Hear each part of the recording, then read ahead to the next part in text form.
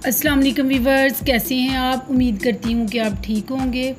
आजकल के मौसम में हर दूसरे शख्स को लूज़ मोशन का मसला हो रहा है। तो वीवर्स, अगर ज़्यादा तबीयत ख़राब हो तो आप सबसे पहले अच्छे से डॉक्टर को दिखाएं।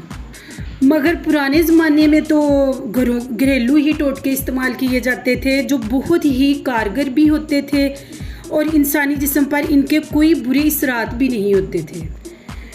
इंडिया पाकिस्तान में लूज़ मोशन के लिए जो नस्ल दर नस्ल बेस्ट रेमेडीज़ या टोटके हैं, आज मैं वो आपके साथ शेयर कर रही हूँ।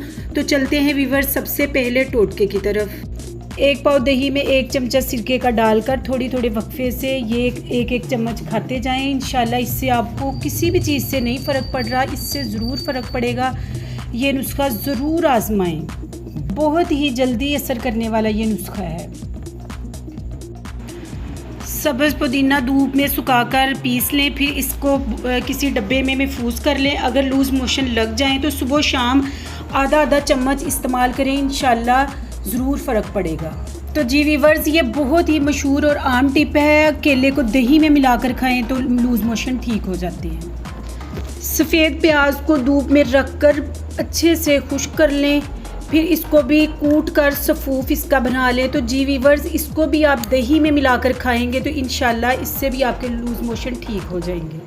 तो जी वीवर्स, ये बहुत ही आजमूदा और बहुत ही ज़बरदस्त नुस्खा है जो मैं आपके साथ शेयर करने लगी हूँ।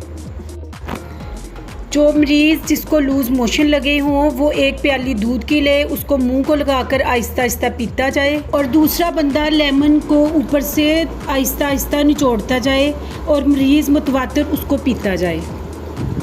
ये बहुत ही ज़्यादा आजमूदा नुस्खा है। इंशाल्लाह ये आपका मरीज़ पिएगा तो फौरी ही ठीक हो जाएगा। लूज़ मोशन की एक किस्म पेचश भी हैं, जिसमें मरीज़ को मोशन करते हुए बहुत ज़्यादा दर्द होता है। पेचश में आप अंडे की सफ़ेदी भी इस्तेमाल कर सकते हैं, जिससे आपको बहुत ज़्यादा फ़ायदा होगा। ग़िज़ा में सिर्फ आप चावलों का ही इस्तेमाल करें। पेचश में भिंडी खाना बहुत ही ज़्यादा मुफीद है, आप भिंडी ज़रूर खाएं। आम की गुठली को पीस कर छाछ में मिलाकर खाने से भी बहुत ज़्यादा फ़ायदा होता है। तो जी वीवर्स, अगर बेर का मौसम है तो बेर खाएं, ये भी बहुत ज़्यादा मुफीद होते हैं। ज़्यादा प्याज और पके हुए चावलों का ऑमलेट बना के खाएं, ये भी बहुत ज़्यादा मुफीद है।